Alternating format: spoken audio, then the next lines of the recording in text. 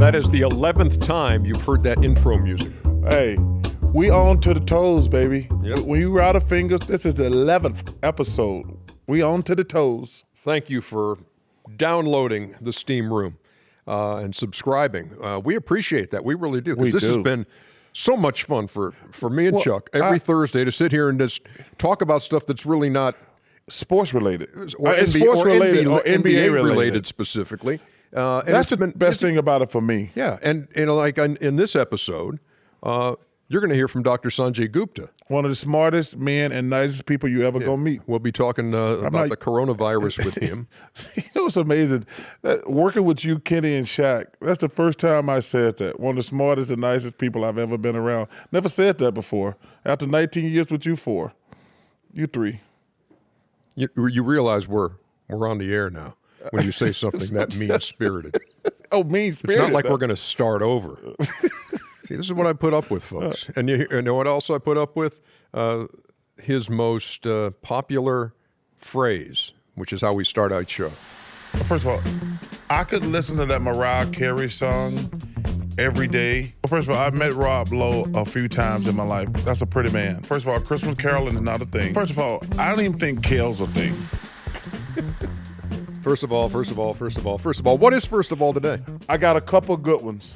Hey, America, I know you get sick and tired of negativity in sports, but I tell people all the time, man. Kind of like the way you started the show with the shot at me and Shaq. And that has Kenny. nothing to do with sports. That was negative. That has nothing to do with sports. That was negative shots at you guys. That has zero to do with sports. Okay. Right. Oh, perfectly permissible. Yes. Continue. So there was two things that happened in sports. It's one of the reasons I love sports.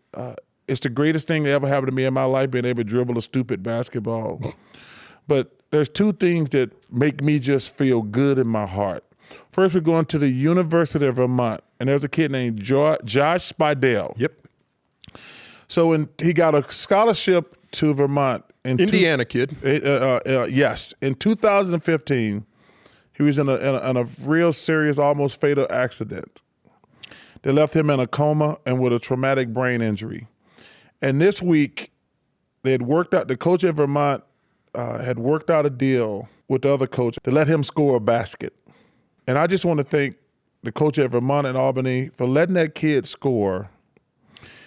And watch his interview. Watch, number one, all the players on both teams give him a hug. And after the game, he was saying, this was the greatest night in my life. I actually scored a basket in college and nobody can ever take it from me. Yeah. They play in the America East Conference. Vermont leads that conference with a 13-2 record, and overall they've always been good. 23-7. Yeah, they're exactly good every year. No, exactly. We expect to see them in the tournament if they can win that. If they can win that conference. But if you think you're having a bad day, go on the internet and watch this kid and his interview after the game. You realize you're not having a bad day. I mean, this kid, he's obviously had some serious issues, but for Albany and Vermont to set up where he could score one college goal basket. Mm-hmm. And the kid's got a great sense of humor. Because I saw he said, I was going to miss so I could get a rebound and a basket. And that let me know, this kid he says, yeah, I was really thinking about it because I wanted a rebound too. But I was going to miss the first one and get the rebound so I could have a rebound and a basket. I was watching one of the stories about him too, Chuck. And the night that this happened was the night of the Super Bowl, about 4 or 5 years ago. Really? And he had decided that night to go out and get some shots up. And went out, stopped for a bite of food, was coming out of the parking lot of that place and got T-boned. Wow. But just go to the internet and you won't worry about having any problems in your life. And the second one, there's a guy named Bobby Ryan who plays for the Ottawa Senators. Y'all know I'm a big hockey fan. And he played his last home game in mid-November. Then he went into rehab. And he came out and played his first home game last week and had a hat trick. 3 goals. In one game. If you're not a hockey fan. 3 goals in one game. Well, first of all, you should be a hockey fan. I'm with you. But I just want to give a shout out to those guys. Josh Spidell and Bobby Ryan of the Senators. Obviously, I think, we've talked about it before. I had a brother who passed away at a young age, so I know addiction. And, man, I'm pulling for this guy. And just the camaraderie on both teams, giving him a standing ovation, the crowd to give him a standing ovation, just getting back out there. But to have a hat trick, I mean, it made my heart just feel so like, man, there's so many people out here who got real stuff going on, and like they're trying so hard. The thing too that, as you and I talked about, that was the great hockey player salute. Yes. Is those guys who are on the bench who are banging the boards with their gloves or their sticks. And he was crying. Yeah. This is a grown man, who got a real struggle. And, he was so touched by his teammates and the other team and the crowd. He was crying on the bench. So it meant something to him. It was one of those moments that if you read the script, if Hollywood came out and did this script and said, NHL player goes into rehab, comes back, scores hat trick, and first game back, you say, no, rewrite. That's a Disney movie. That's a little too corny. Yeah. But the thing that makes sports great is that, no, it's not corny because it can happen, and it did happen, and then you had those cameras trained on those players and him in particular. Yeah. And seeing just the raw emotion of that moment, man. Yeah. And when you think about those two guys this week, you're thinking you know what? I'm not going to complain about my cable. I'm not going to complain because my car wouldn't start. Man, we get beat over the head because it's really sad that negativity sells in our business. But man, there's some good stuff happening out there. So shout out to Mr. Spidell and Bobby Ryan. And let me say this, that was in 11 episodes now of the Steam Room, I think, and I can see by the members of the crew nodding, that was probably the best, first of all, we've ever heard, which is pretty rare for me to say because most of them are so average. And we'll be back with more of the Steam Room right after this. Back here on the Steam Room, and it is a pleasure and an honor to be joined by Dr. Sanjay Gupta, CNN's Chief Medical Correspondent. Special guest. Without question. Thanks for being on the Steam Room. We appreciate you. It's my honor. I've really been looking forward to this. Thanks for having me. Hey, look, we're talking about the coronavirus, and I mean, this is one of those stories, Dr. Gupta, when, as we talk to you on a Thursday afternoon, by a Thursday evening, the narrative may change. I mean, how are you keeping on top of this, and how concerned are you? Where would your level of concern be? Yeah, well, I mean, it's a very rapidly changing story, and our team has been sort of following this for close to 2 months now on a daily basis. And as you point out, Ernie, the numbers change every hour. So it's been important to keep on top of. Look, my level of concern is that I think that this is for the vast majority of people out there, this isn't going to be something that's going to make them particularly sick. It's something that they may not even know that they've been exposed to. But I do think there's a couple of things that are worth pointing out. And, I'll tell you that doctors are always sort of balancing this notion of honesty and hope. And I think with a story like this, honesty has to lead the way, and I think knowledge is power, because I think when you hear the facts and the science, it actually is somewhat comforting, but also makes people action-oriented. So what I would say is that 80% of people will not really get that sick or even know they have it, but the elderly and people with pre-existing conditions are more at risk here. Their bodies have less reserve.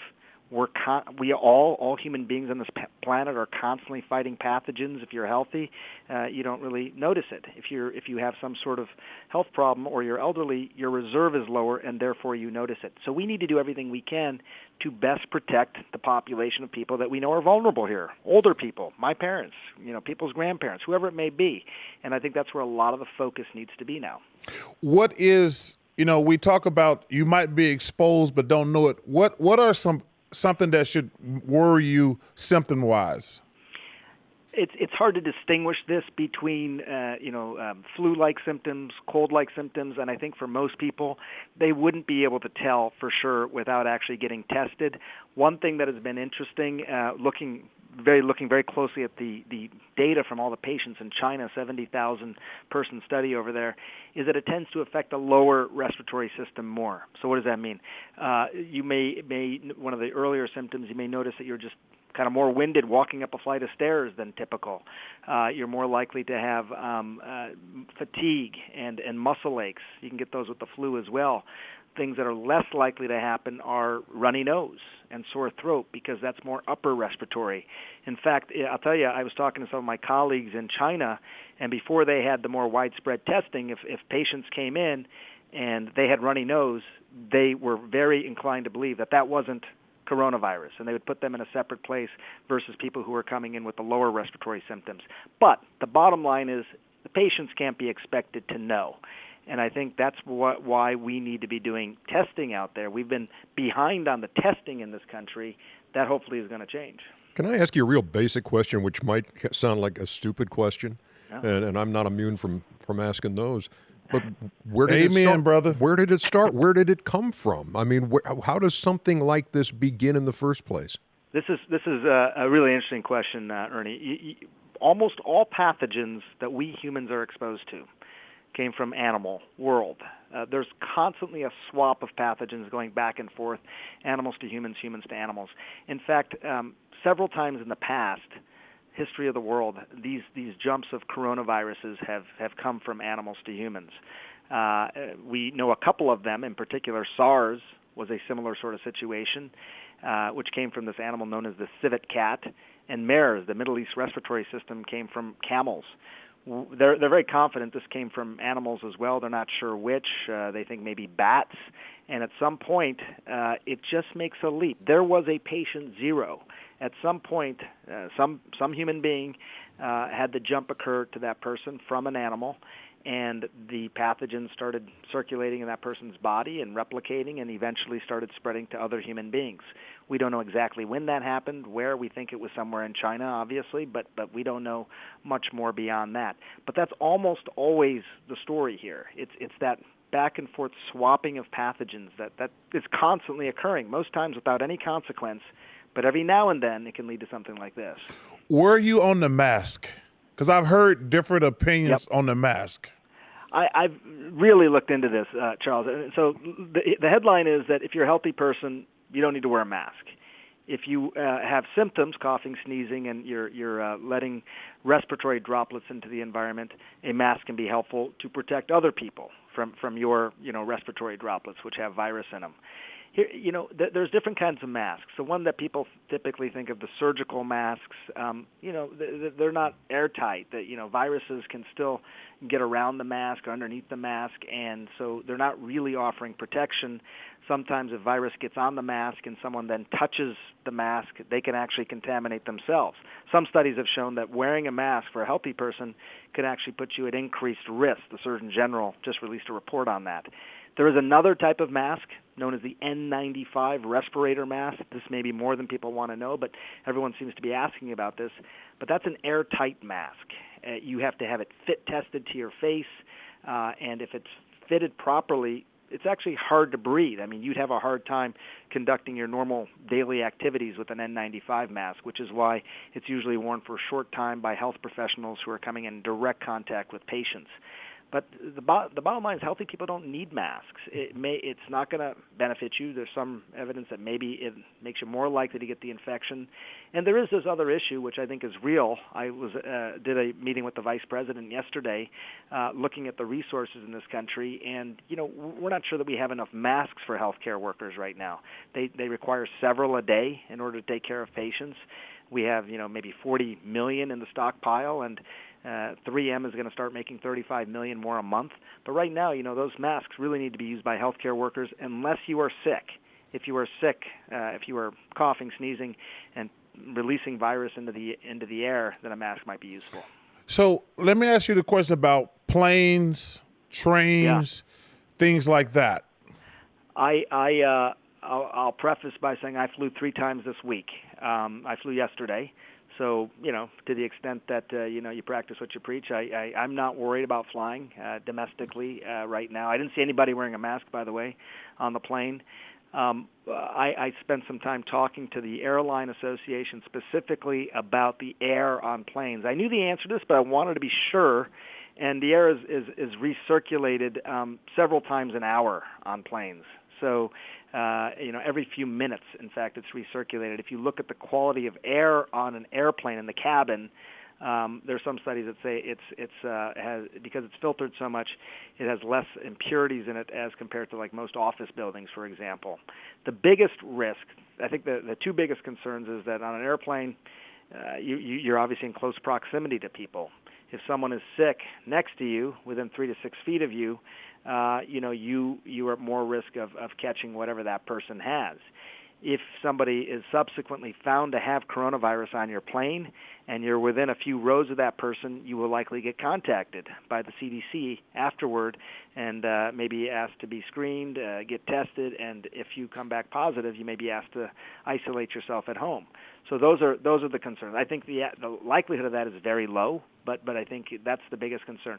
Now, internationally, there are some countries around the world that have issued travel advisories, and if you go to those places, even if you don't get sick, you may be in quarantine for up to 2 weeks when you return from these places.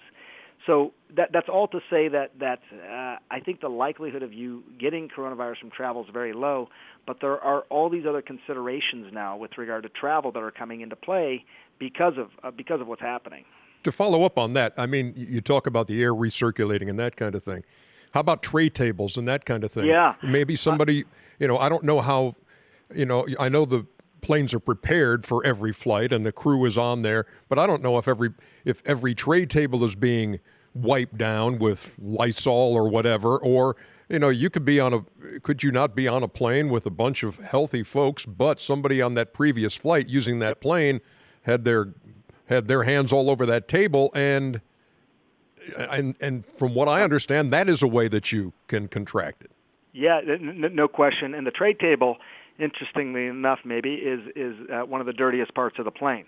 There's been studies on this, and I'm one of those guys who does wipe the tray table down every time I sit down. One of the ways this virus is transmitted is that those droplets, those respiratory droplets I was talking about, end up on a tray table. They can live there for hours, maybe even longer, unless it's disinfected. They try and disinfect the planes, and they're getting better about it. That's the airline industry was at the White House yesterday talking about that. But you're absolutely right. Touching surfaces and then touching your nose, your mouth, your eyes is a way that people can contaminate themselves, can infect themselves.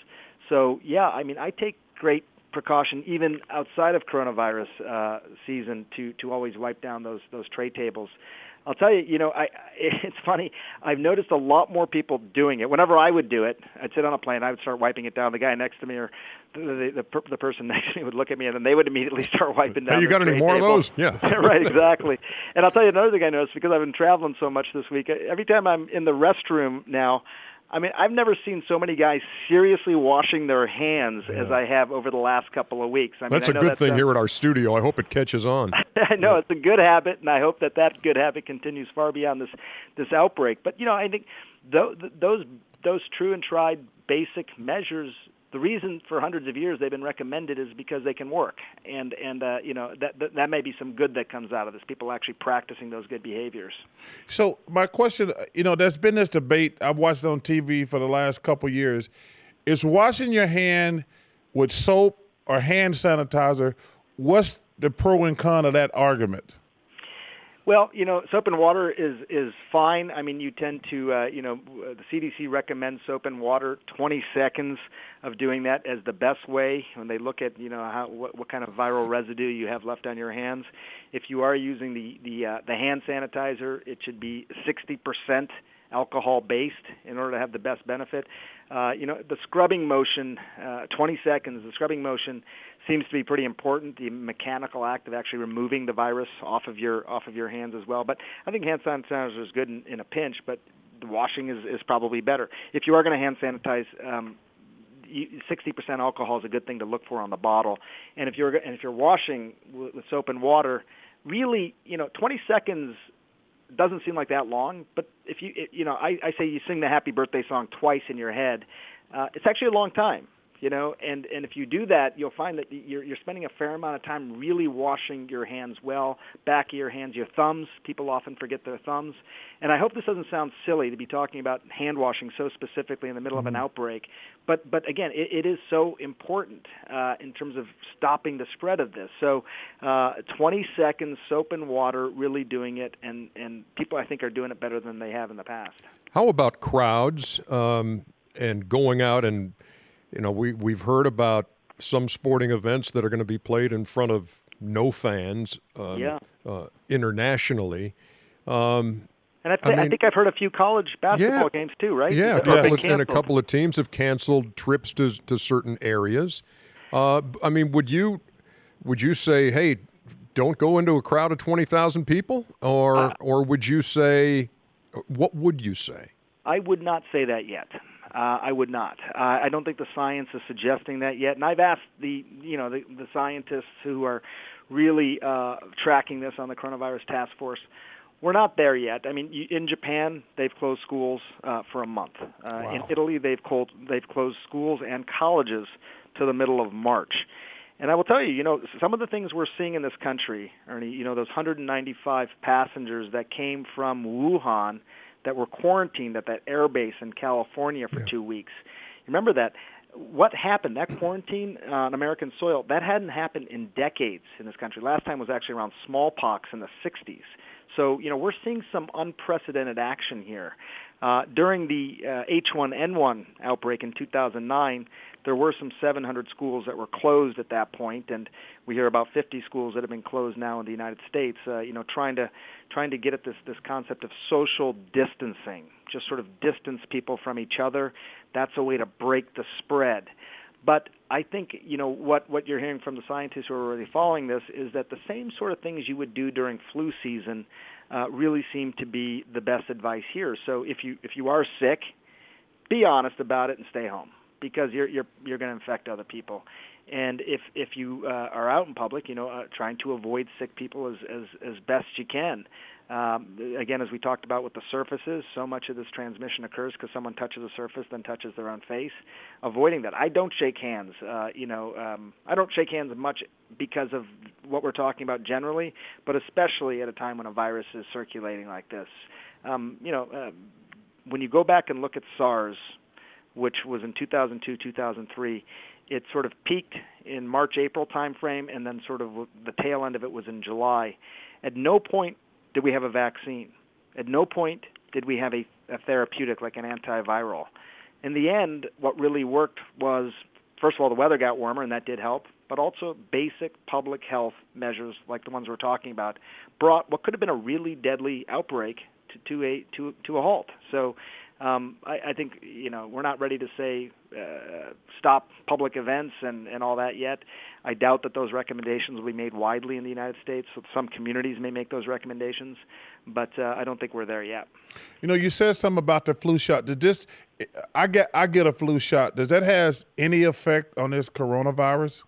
Does not seem to. I mean, these are different viruses. The flu shot is really designed, they designed the flu shot based on the flu virus that is circulating around the country.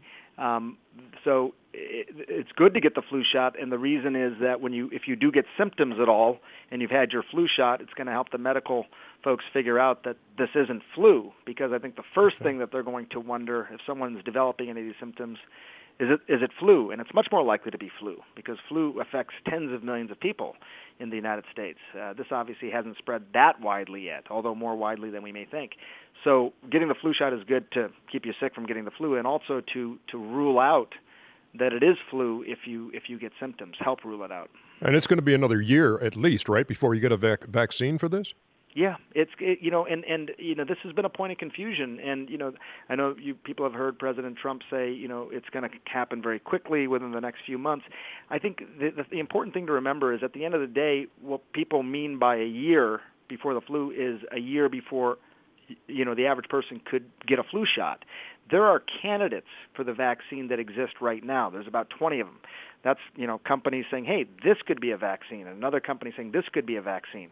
And all these candidates, they have to go through their trials then, because right now it's an educated guess, but you want to make sure that you got a vaccine that is safe, it's not going to make people sick, and that it's going to be effective. And you can't speed up those trials. That just takes time.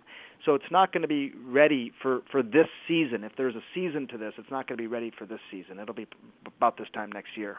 Dr. Sanjay Gupta, man, we can't thank you enough for, I know this has been one of the busiest times of your life, and you've got a town hall with Anderson Cooper on this Thursday night in New York. Yep. That'll help a lot of folks too, and we appreciate what you've shared with us today. We really appreciate that. Thank you, Doc. Thank you. I'm a big fan, and I hope that this, the numbers start to decrease, and I hope to see you guys at what is my favorite sporting event of all. Yeah. The Final Four. Yeah. The tournament. Michigan. We'll see what happens. Oh yeah, are we going to see them in Atlanta in the Final Four? It's up for grabs, man. It's up for grabs. That one I know. Yeah, well, I don't know where this coronavirus is going, but I know about that. Well, remember last time they had it in Atlanta. It was your Wolverines, against right. Louisville. Yeah. That's right. That'll be Absolutely. awesome. Yeah. Well, thank you so much. You. Appreciate it, guys. Good luck with the town hall. Thank you, sir. We'll see you. Thank you. Bye-bye. That's you know what? I just love having access to just throw questions out, because there's been so much information out there and trying to keep track of it all. Chuck. I'll say this about Dr. Gupta. First of all, he is fantastic. I love watching him on CNN, but one of the nicest people you're ever going to meet. Mm-hmm. And, I love watching him, and I'm excited about the town hall, because people don't know all the answers. And you better ask somebody instead of trying to guess. Yeah. But I just want to say this, man, one of the nicest people you ever going to meet. And that story just keeps on changing. Yes. And we encourage you to check out the town hall on CNN on this Thursday night. Yeah, we need you on CNN. If you're not watching us talking NBA. If you have to choose, go with us. I was going to say go with the town hall. Hey. But anyway, we're going to come back here with more of the Steam Room, one of our favorites of all time. Oh, my goodness. Now he's one of the favorites of all time? Yeah, Tim Kiely. Dr. J's here? Oh, you mean? No, it's Dr. TK. Dr. Gupta, Dr. TK. Yeah. He's next. We're back on the Steam Room. Tim Kiely's here. The legendary coordinating producer. I'd like to congratulate you guys on the 11th Steam Room podcast. Well, congratulations to you. You're a huge part of this, TK. What do you got this week, TK? Well, Ernie, apparently everybody enjoyed the sporting news segment last week. What in the wide, wide world of sports is going on here? Blazing Saddles. Hell, that's it. Slim Pickens. Yeah. Great Slim Pickens. Yeah. Chuck, is your boy Spike Lee doing the right thing? I think. I see what you did there. TK, I see what you did there. He's bellyaching about James Doolin. I think this is much to do about nothing. I don't know who's right or who's wrong, but I'm not going to waste my time talking about the New York Knicks in the middle of we getting ready for March Madness, TK. We getting ready for the NBA playoffs. So you're just not even going to talk about what Spike says he's been going through that same employee entrance for 20-something years. The team says we've been trying to get him to go into the VIP entrance. And I'm trying to figure they ask you to come in a VIP entrance. Okay. Okay. And it becomes a national story. Yeah. Come on, TK, stop it. Well, he says he's never going to another Knicks game this year. I don't want to watch the Knicks anymore this year either. I don't disagree with you. That's a great excuse. Hey, listen, exactly. He's the luckiest dude in the world. Don't have to watch that trash for the rest of the year. Are you kidding me? Okay, how the hell did you end up chipping golf balls at Angels camp? Have you seen this, Ernie? I have, as a matter of fact. Beautiful swing. In fact, I had exchanged texts with Joe Madden, who told me Chuck is coming out to our camp. Joe Madden is amazing. No, he's great. Ernie knows him pretty well. I got to know him a little bit when he was with the Cubs. I really want to thank him and the great Tony La Russa who set it up. Yeah. And I got to saw the great Albert Pujols, which is always cool. And my man Justin Upton. And Trouter, too, right? But I got to say something. I didn't fanboy over Mike Trout this time. You didn't? Didn't? No, I didn't. So, TK, it's kind of like, so a couple years ago, remember we went to the ESPYs? I'm walking to the elevator, and I get around the corner, and I'm walking to Mike Trout, who's amazing. I'm so nervous. I'm like, I never picture you being nervous around he is. another I think if high-profile I meet, athlete. like when Fanboy. when I was at the White House, when I met Paul McCartney and Meryl Streep, I was tongue-tied because they're two of the greatest ever. So I walk around the corner, and there's Mike Trout, and I'm like, Mr. Trout. Mr. Trout, I'm Charles Barkley. You call him Mr. Trout? I'll tell you what. I was so nervous. I don't know the dude. I ain't gonna walk. Hey, Mike. Did you see Trout hit that golf ball? Yeah. Oh, that was unbelievable. Ernie, beautiful draw. Oh my goodness. First of all, I give him 2 and 2 and stump him in golf. Listen, that's unbelievable. Yeah, But it was really impressive. great to spend time with Mr. LaRussa, Tony I love to death, Joe Madden, Albert Pujols, Justin Upton, and the great Mike Trout. That was cool though, man. That's very cool. That's very cool. Something else cool. Uh-oh. During ESPN's Clippers-Sixers broadcast on Sunday, don't know if you heard this, Ernie, Mike Breen, Van Gundy, and Mark Jackson were talking about your speech at Georgia. Shout out to the great Maria Taylor, the youngest commencement speaker at her alma mater, the University of Georgia, this spring. That's got to be an intimidating thing to do. And I'll say this, I was at one where the great Ernie Johnson gave the commencement speech, the best I've ever heard. You know what? That and what's cool, Congrats, by the way. that was 2017. Well, let me ask you a question first. Yeah. How nervous were you? Nervous to a degree, but, you know, when you speak a lot, you know, and I make speeches all over the place, but when you're in Sanford Stadium and you got thousands of family members and parents and all these graduates out there, you just don't want to screw it up, you know, and you want it to be meaningful. And what's been cool is to be stopped in airports and that kind of thing by moms and dads who will still say, my son or my daughter graduated from Georgia in 2017, and we were there to hear your commencement address. And Jeff Van Gundy was there. He had somebody who was graduating that year. Stan Van Gundy was even there. I talked to Stan once on the phone. He says, "Man, that speech you made in 2017." So it is indeed one of the highlights of my life, and always will be, to speak at my alma mater and to have that kind of. Well, let me just say, reaction Mike and Jeff and Mark are fantastic. So Yeah. shout out to those guys. But Ernie, in That's the fairness, Mike made the Hall of Fame. in fairness, at that Sanford Stadium, yeah, it had to be the highlight for those Georgia fans because y'all haven't accomplished anything since Herschel Walker left. So, Went to the national championship game. yeah, you didn't win. I know, but we've had some good years, and we've also chalked up quite a few wins over the War Eagle. And did you ad-lib a bunch? It was, yeah, I mean, it was like bullet points. It was like, I want to be able to tell this story. I want to be able to tell this story. But what took the most amount of time, I finished it with a poem, and I based it on the Dr. Seuss, "Oh, the Places You'll Go." Right. But I reworked it so that it was like a lot of Athens references and being a University of Georgia student references and that kind of thing. But it was very cool because the last line was, "Oh, the mark that you'll make as tonight you embark. Take a swing at this life, hit it out of the park. We'll read of your exploits in books and in blogs. You're the class of 17. Some damn good dogs. Thank you."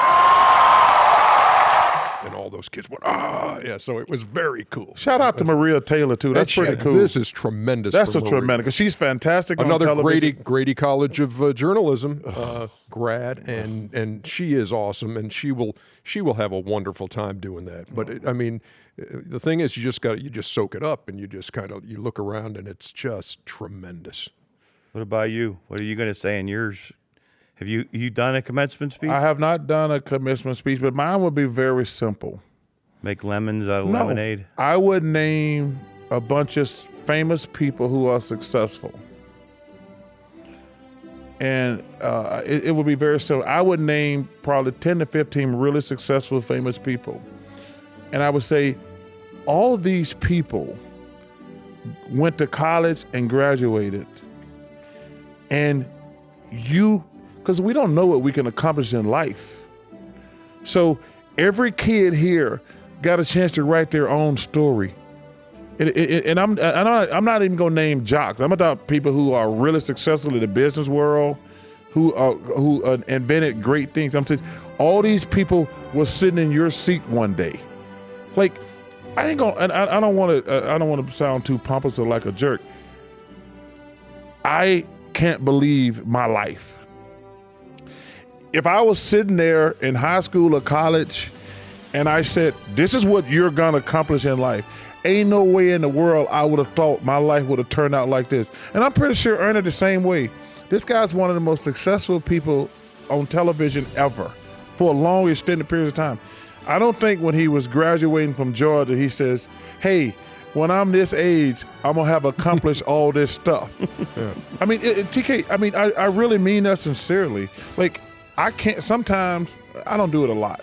Sometimes I sit around and say, man, I cannot believe this little fat kid from Leeds, Alabama, who grew up in the projects, my life turned out like this.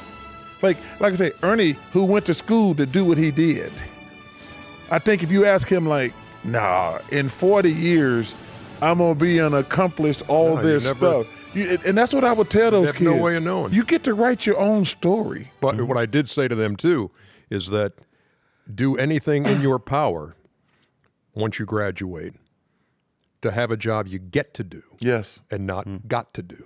Because too many people drive to work doing jobs they got to do, and it's like, oh, here we go again. But if you have a job you get to do, it's like you've never had to work. That's what I just told you earlier. See, stop trying to take credit for good stuff when I said it. I don't think that was exactly the way you put it. That's the way I did it in Ebonic style.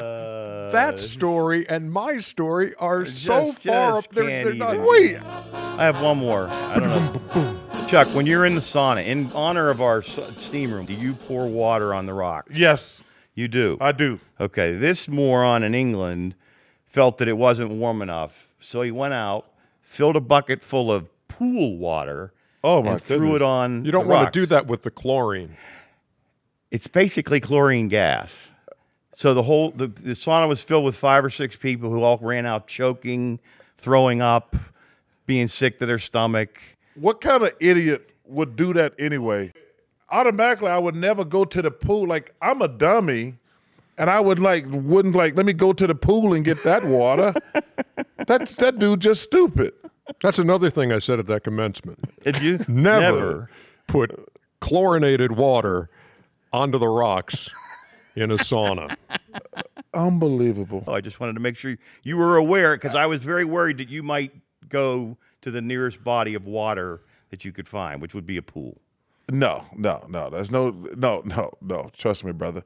And actually, I will admit this. I'm not a sauna guy. You like moist heat. I like moist heat.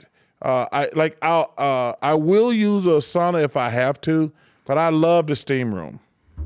Literally and figuratively. What else can we say?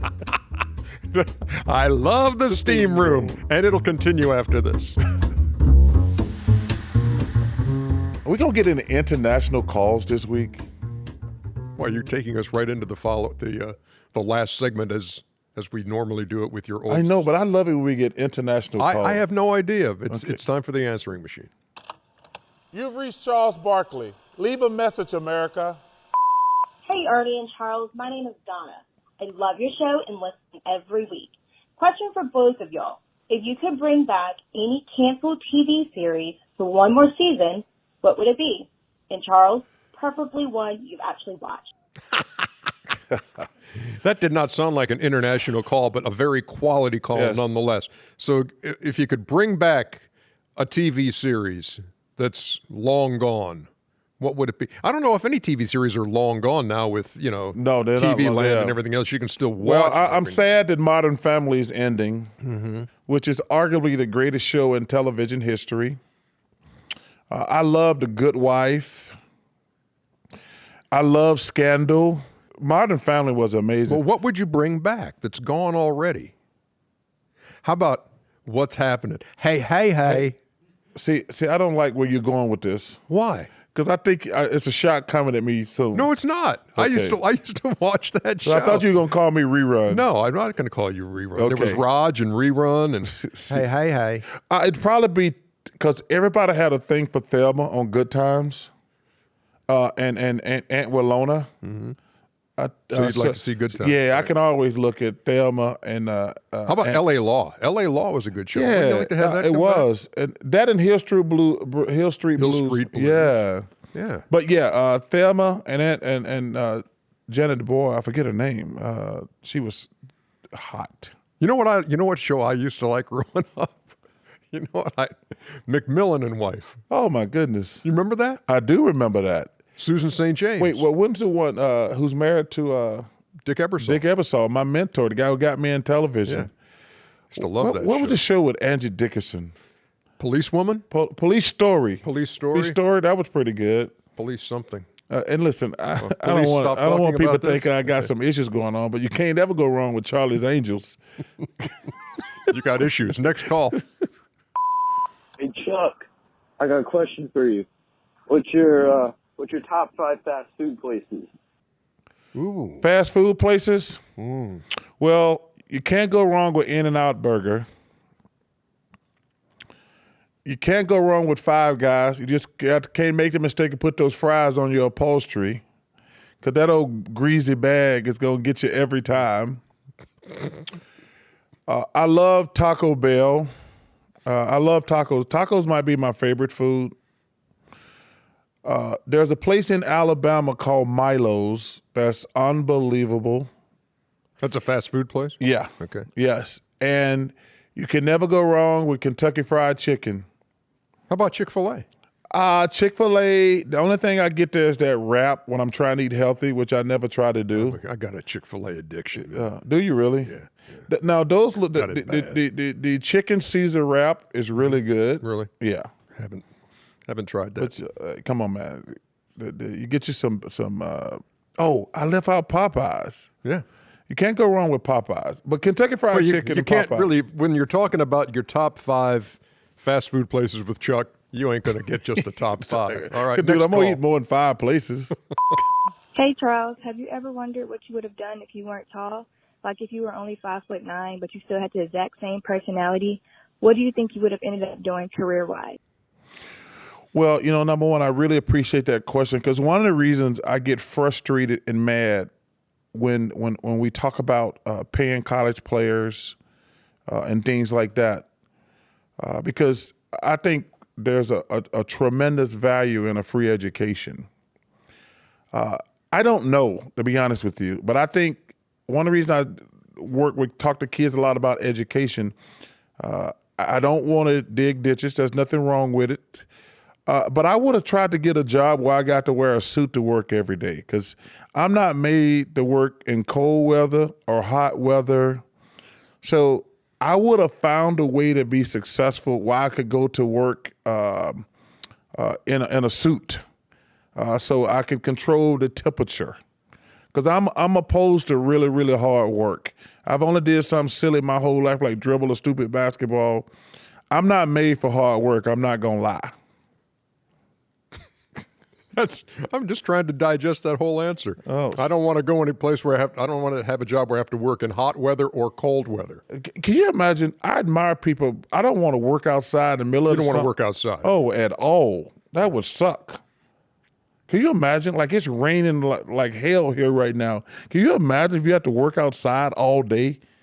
Because it's either going to be rainy, cold, or hot. Or like, there's very few days where you're going to be like. So it would be an inside job where you wear a tie. Doing what? I think I could have. I'm not smart enough to be a doctor, a lawyer.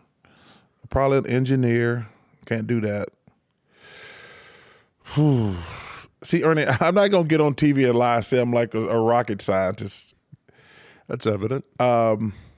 Something in the business world. Okay, yeah. Because you do. You enjoy business. I enjoy business. Something in the business world. Okay, yeah. Very good. Where you have to wear a tie. Yeah, or just a sport coat. Okay. Yeah. Is that our last call? There's nothing international this week. Sorry about that. That's okay. Good day, mate. That's it for the Steam Room. Episode number 11 is in the books. On to the toes.